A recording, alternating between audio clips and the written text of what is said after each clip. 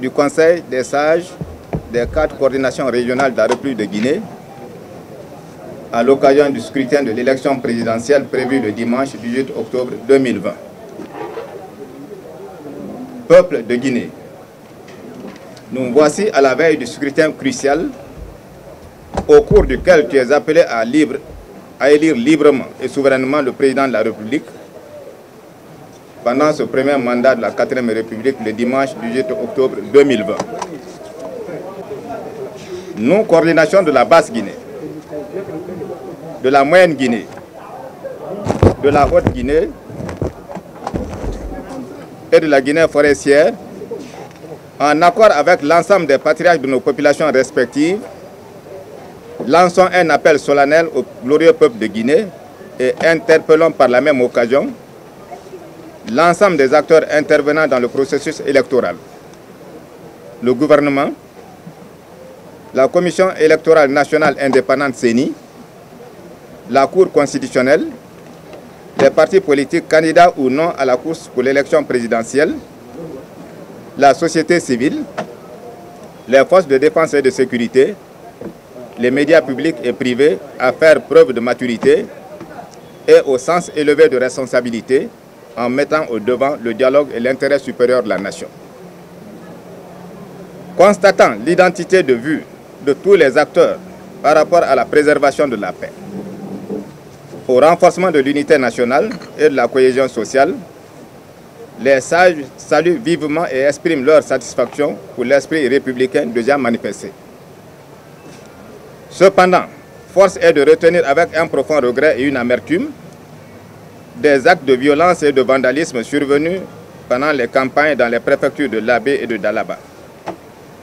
Actes qui ont favorisé un embrasement élargi à certaines localités, notamment à Kankan, Farana et Fouré-Carrière. Une telle situation est de nature à affecter négativement la stabilité et la cohésion sociale auxquelles aspirent toutes les Guinéennes et tous les Guinéens. Garant de l'autorité morale qu'ils incarnent au sein de la société et très préoccupés pour la préservation de la paix, du renforcement de l'unité nationale et de la concorde sociale en Guinée, les sages ont pris la ferme décision de s'engager en vue d'apporter leur contribution à la réalisation de cet idéal, gage de l'émergence socio-économique, culturelle et environnementale de la Guinée. Pour y parvenir, il souhaite auprès de chacun, en ce qui le concerne, de jouer sa pleine partition dans le processus électoral pendant, avant et après le scrutin. Par ailleurs, il voudrait saisir cette heureuse opportunité pour adresser la bienvenue à tous les observateurs étrangers et leur souhaiter un agréable séjour de travail en République de Guinée. Au terme du présent appel, les sages, après une analyse approfondie de la situation socio-politique du pays, des défis et enjeux qui s'attachent à ce scrutin, recommandent aux acteurs concernés ce qui suit. 1. Au gouvernement.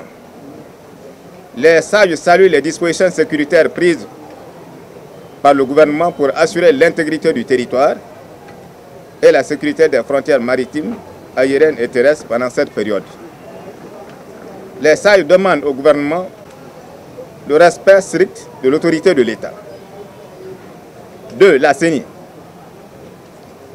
Félicite la CENI pour l'élaboration d'un fichier électoral répondant aux exigences des experts de la CEDEAO, de tous les acteurs en course pour l'élection présidentielle.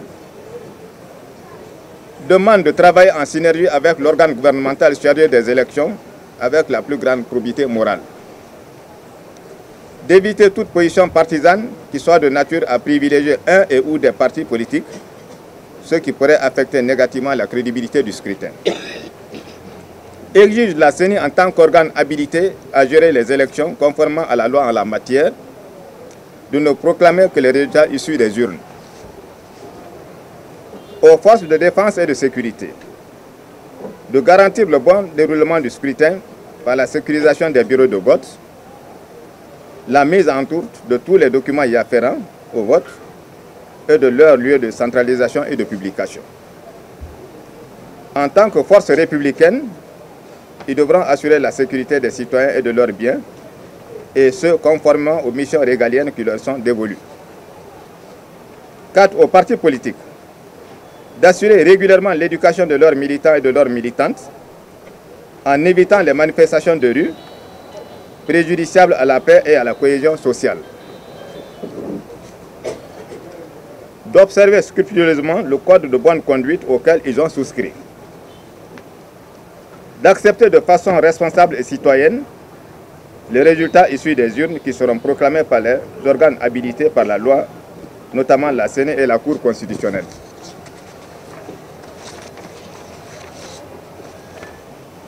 D'éviter de se rendre justice en s'autoproclamant victorieux du présent scrutin.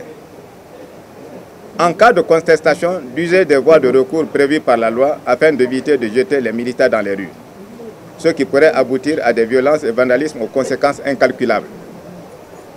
Que chacun réponde aux conséquences de ses actes et assume sa responsabilité devant le peuple et l'histoire. Tout en invitant le peuple à un vote massif dans la paix, le calme et la sérénité, les sages souhaitent à toutes les candidates et à tous les candidats une très bonne chance. Vive le glorieux peuple de Guinée, Conakry le 17 octobre 2020. On signe sous l'arbre à palabres les vénérés patriarches pour la basse Guinée, le Kuntigi Elhaj Nanasuna Yansane. Pour la moyenne Guinée, le vice-président Elhaj Mamadou Savané. Pour la haute Guinée, Elhaj Mohamed Saïba Doumbouya. Pour la Guinée forestière, le vice-président Elhaj Mamadi Kamara, colonel d'aviation à la retraite. Je vous remercie.